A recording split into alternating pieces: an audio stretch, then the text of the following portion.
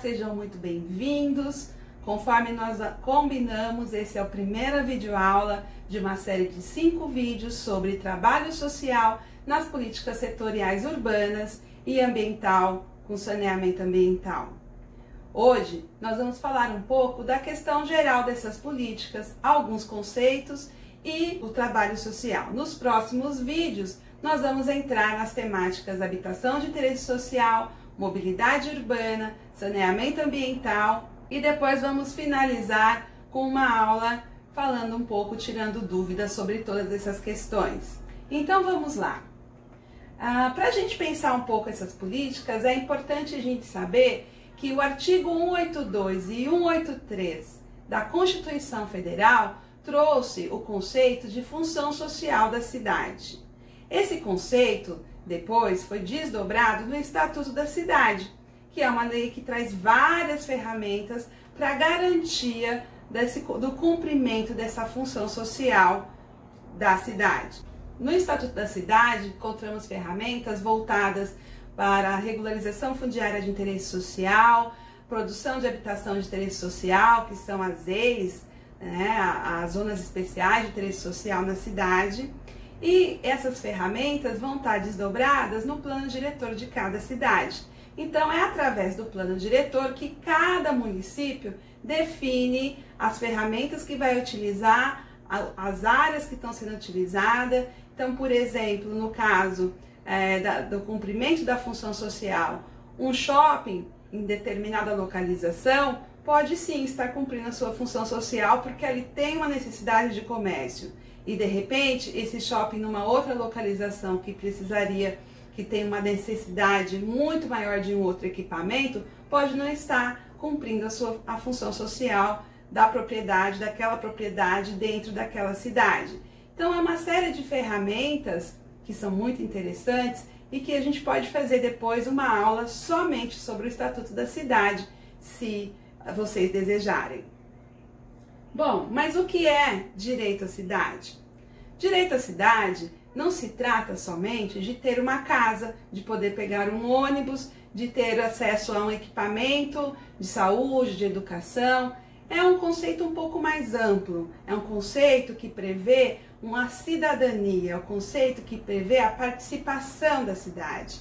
A cidade como um lugar onde nós conseguimos viver com todas as nossas diferenças. É uma cidade inclusiva, na qual fazem parte todas as formas de renda, todas as formas de equipamentos, todas as formas de lazer, de cultura. Então é um conceito um pouco mais amplo do que aquele direito à casa, ao transporte, ao equipamento em si. É um direito que pressupõe que cada cidadão consegue ter acesso a todo tipo de política pública, a todo tipo de equipamento dentro de uma cidade, e também acesso à democracia, também acesso a decisões, também acesso a definir o que é melhor para o seu bairro, para a sua cidade. Então é um conceito que Henri Lefebvre criou, é um sociólogo francês, e se vocês tiverem interesse, vou deixar uma indicação aqui do livro dele para quem tiver interesse de ler, que traz muito mais do que esse habitat que a gente pensa como a casa, com as suas 4 paredes. Um outro conceito que é importante a gente ter clareza quando estamos trabalhando com as políticas setoriais é o conceito de participação. Participação popular foi muito difundido após a nossa Constituição Federal. Os conselhos deliberativos, consultivos foram criados no país inteiro. Nós chegamos no ano 2000 com mais de 29 mil conselhos no Brasil, ou seja, nunca fomos tão participativos. Mas o que é essa participação?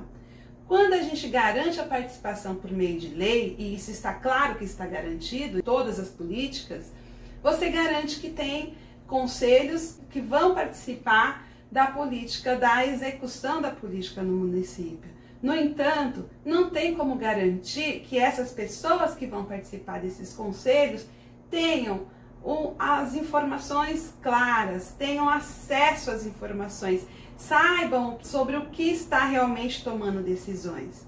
Porque essa dinâmica participativa, como nós podemos ver, não gerou emancipação cidadã, não gerou autonomia. Então precisamos repensar como fazer essa participação, como trabalhar a participação popular em todas as ações que a gente desenvolve, de forma em que as pessoas realmente possam participar, tenham clareza do que estão fazendo ali, tenham clareza das informações sobre aquela ação, sobre aquele empreendimento, tenham clareza sobre a política, para que a gente não fique repetindo esse processo de criar comissões, conselhos e vários outros órgãos consultivos ou deliberativos que não alcançam eficácia para a política em si. Acaba virando uma arena de conflitos. Então é muito importante que a gente consiga olhar esse processo de participação popular do nosso país, que a gente aproveite toda essa experiência, porque a trajetória, é importante a gente olhar a trajetória. Tivemos um processo da democracia participativa, e isso foi crescente, todas as políticas apontaram, todas as legislações apontaram que era obrigatório ter participação popular, então precisamos aproveitar essa experiência em que muitas pessoas se disponibilizaram a participar, se disponibilizaram a contribuir para a construção das políticas públicas e otimizar. E eu acredito que o trabalho social pode sim contribuir muito no processo de emancipação cidadã, no processo de autonomia. É importante que as pessoas, para participar, tenham clareza da responsabilidade que é construir uma política pública ou um projeto, tenham clareza dos seus deveres quanto cidadão participando desses órgãos, tenham clareza dos seus direitos também. E isso eu acredito que realmente nós podemos construir a partir da nossa ação lá no campo. E quando eu falo de emancipação cidadã, também estou falando de autogestão. Sim, autogestão, porque é a partir desses processos de emancipação que as pessoas vão conseguir assumir as suas responsabilidades, defender coletivamente os seus projetos, saber quais os espaços que existem para eles, para poder fazer valer os seus direitos. Então é sim por meio da autogestão que nós vamos conseguir consolidar a emancipação cidadã. E aqui eu quero chamar a atenção para a importância de que as pessoas que participam das organizações compreendam quais são os processos, compreendam os processos internos, como funciona, como que é desenvolvido esses projetos, como que se toma decisões, para que elas possam participar, para que os projetos não morram quando se troca de direção ou quando se tem algum problema e o projeto tenha que ficar estagnado ou mesmo finalizar porque não tem pessoas para dar continuidade. A autogestão passa por compreendermos que a sucessão dos projetos, que a continuidade deles, depende da inclusão de todos que estão participando desses projetos. Recapitulando, na Constituição temos o artigo 182 e 183 que buscam garantir a função social da cidade. Tem o Estatuto da Cidade com as ferramentas e também depois do Estatuto da Cidade nós temos as políticas setoriais urbanas. Então, a habitação de interesse social, a Política Nacional de Habitação foi criada em 2005, a Política Nacional de Mobilidade Urbana foi criada em 2012 e a Política Nacional de Saneamento Ambiental foi criada em 2007. Todas essas políticas possuem relação com o direito à cidade, com o direito a habitar, com o direito a ter mobilidade e acessibilidade, com o direito ao saneamento ambiental, que é composto por vários componentes, como nós vamos ver na aula específica de saneamento ambiental.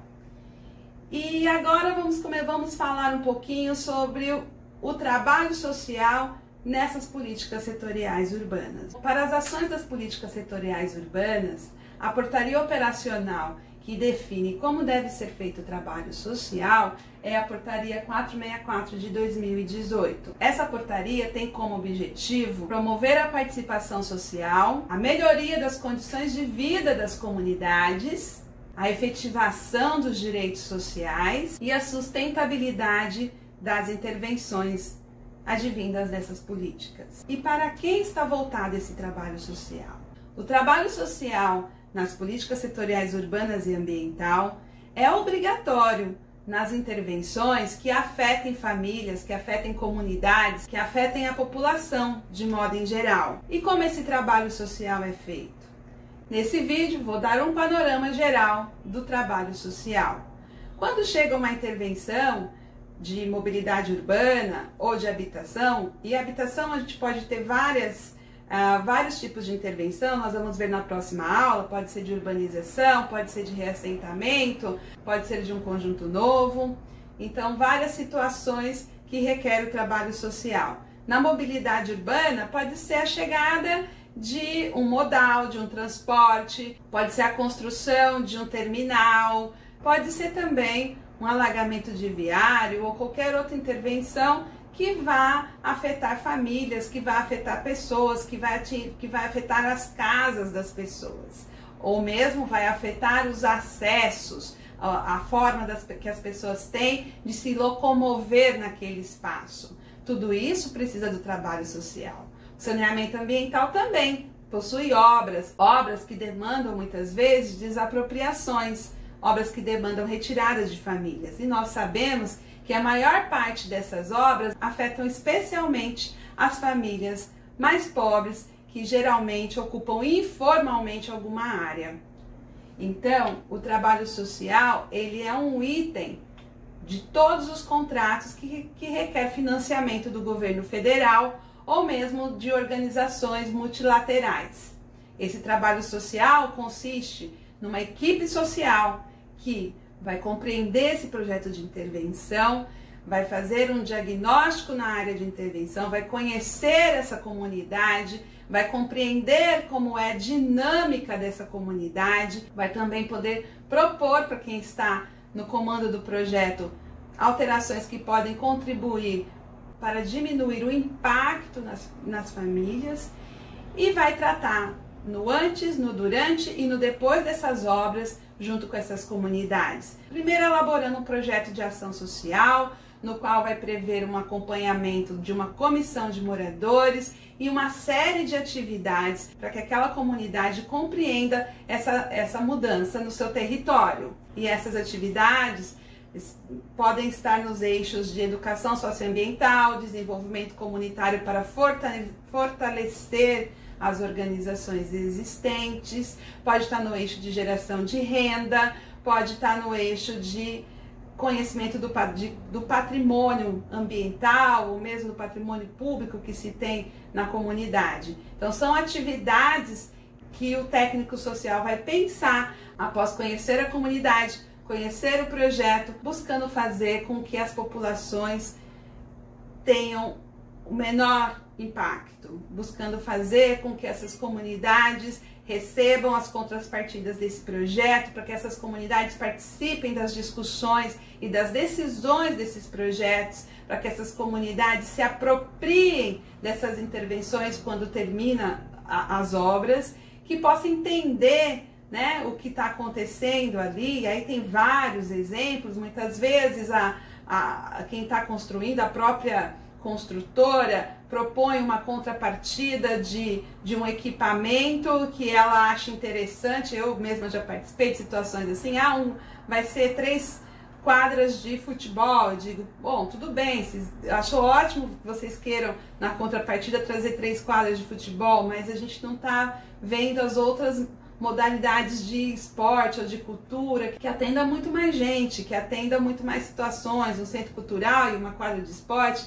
E isso é uma percepção que o técnico social tem lá na ponta. Então é muito importante que ele esteja atento, que ele siga, a gente recebe sim roteiros para elaborar projetos sociais, mas as ações vão muito além do roteiro. Elas passam pela percepção de quem é essa comunidade, passa pela percepção de como eu posso contribuir para melhorar aquela situação, mesmo com poucos recursos, mesmo com ações mínimas que a gente consegue fazer. Então, entender, estar presente, trocar com as comunidades, crescer junto, informar, buscar formas de dar autonomia para que eles possam tomar decisões sobre as questões que interferem na vida deles, das comunidades deles.